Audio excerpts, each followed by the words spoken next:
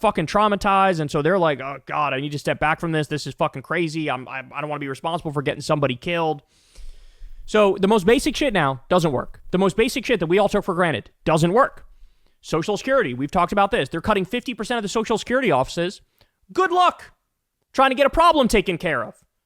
They're cutting off money to people. They say, oh, this person's not American. Turns out they are American. Turns out they have to go to the office and try to figure out, hey, my money was cut off. It shouldn't be. Here's my birth certificate, this and that.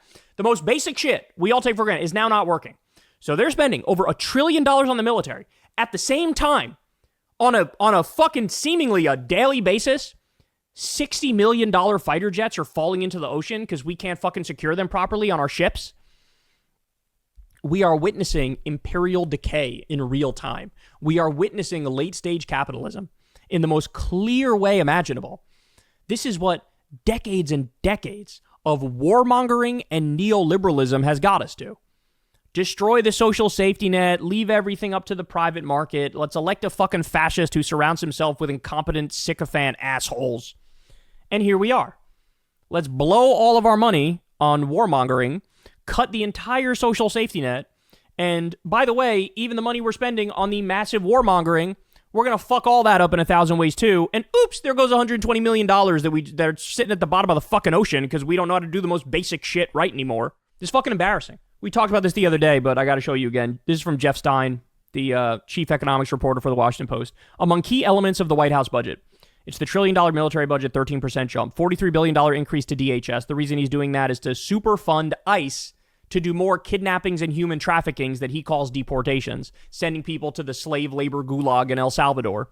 More charter school money, of course, because these people, they don't fucking believe in having good public education. $4 billion to low-income home energy assistance program. These are the cuts. Home heating assistance? Nah, cut that. $3.5 billion cut to the CDC. CDC? Nah, who needs that?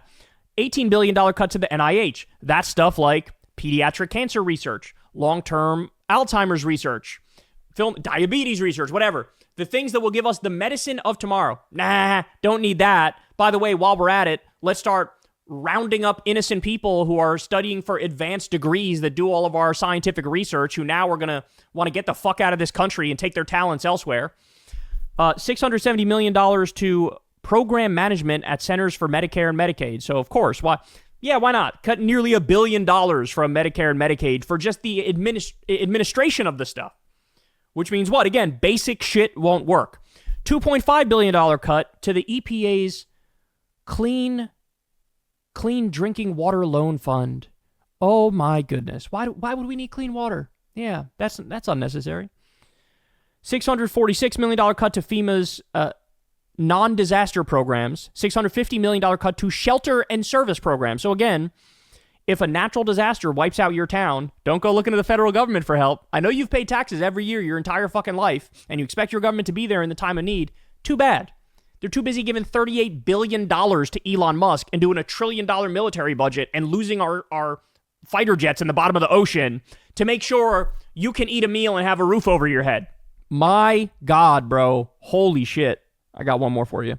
This is from David Dayen. I've obtained a list of the Medicaid cuts in the Republican reconciliation package. The big one is that they're going to raise premiums and copays on beneficiaries at or above the federal poverty line.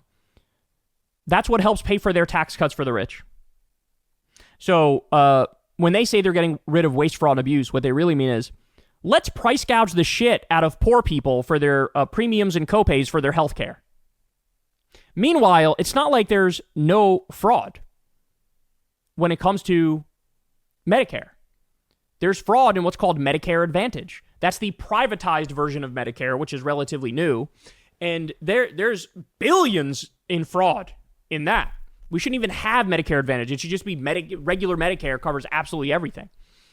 So there is fraud there, but the fraud is on the side of the provider.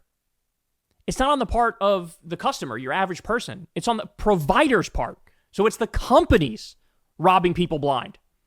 But no, they're not going to touch that. They're just going to raise premiums and copays for regular people who are low income who need healthcare. These people are demons. They are demons. I need you to understand that. That is what they are. Hey, y'all, do me a favor and like and subscribe. It helps out big time in the algorithm. Click the bell as well for notifications when videos drop. And watch that video on screen right now.